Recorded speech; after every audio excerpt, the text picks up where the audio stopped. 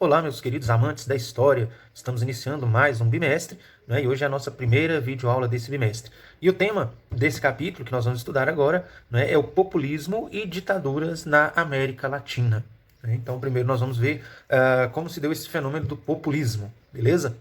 Que muito tem a ver com a ditadura também. Mas vamos falar primeiro do populismo. Então, os governos da América Latina, eles viveram por muito tempo voltados para os interesses das elites, né? Foi o que nós vimos no Brasil, por exemplo, na política do café com leite, que era uma política que beneficiava os grandes fazendeiros de Minas e de São Paulo.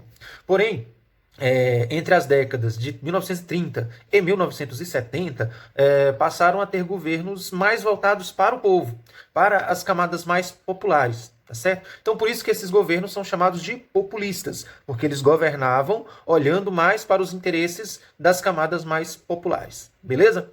Então, um dos fatores que levou a essa mudança de perspectiva dos governos foi a crise de 1929 nos Estados Unidos. Então, né, estão vendo aí o quanto essa crise marcou, né, a história mundial em todos os sentidos, né? Por quê? Porque com essa crise diminuiu a exportação de produtos agrícolas, né? Então a América Latina ela exportava produtos agrícolas. Com a crise de 29, então entra em crise também a exploração e a crise atinge os países latino-americanos.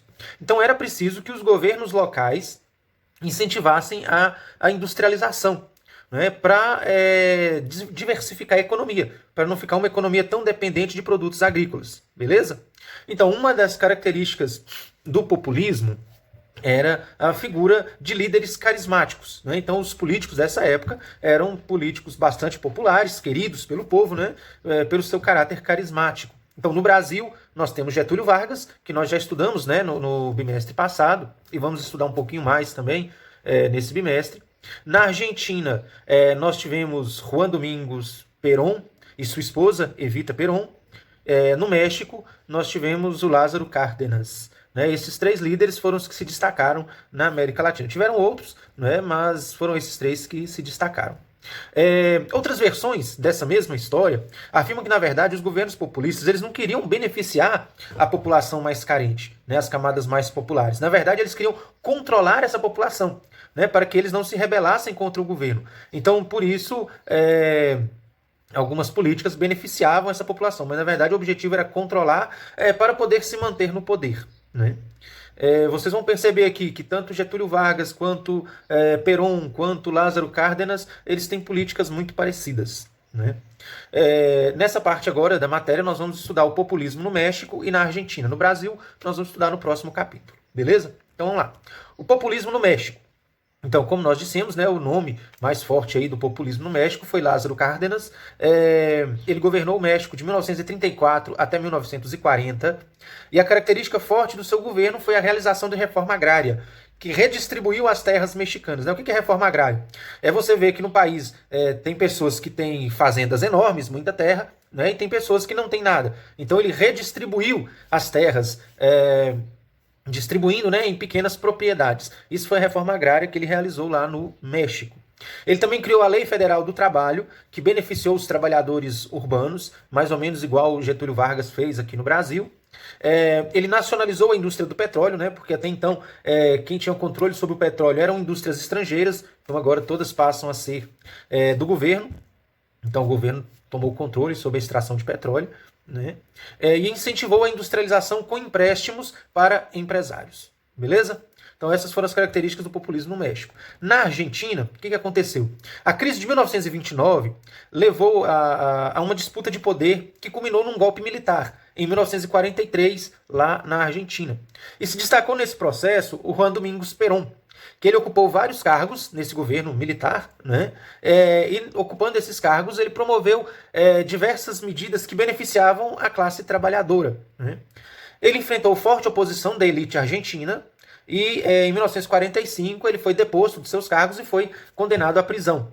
Só que a população reagiu, né? Então a população reagiu energicamente contra a prisão de Perón. E ele acabou sendo libertado, concorreu ao cargo de presidente e foi eleito. E, uma vez presidente, ele prosseguiu com essa política populista. Um detalhe é que ele era simpatizante tanto do nazismo quanto do fascismo, ele era contrário ao socialismo, né? Ele também, assim como o Cárdenas, no México, ele acelerou o processo de reforma agrária na Argentina, incentivou, né, a industrialização que era necessária naquele tempo na Argentina. Ele tinha por característica perseguir a oposição política, ele perseguia todos aqueles que faziam oposição a ele controlava a imprensa, fechou os jornais que eram contrários ao seu governo, igualzinho Getúlio Vargas fez aqui no Brasil. Né? Mas mesmo assim, em 1951, ele conseguiu a reeleição, né?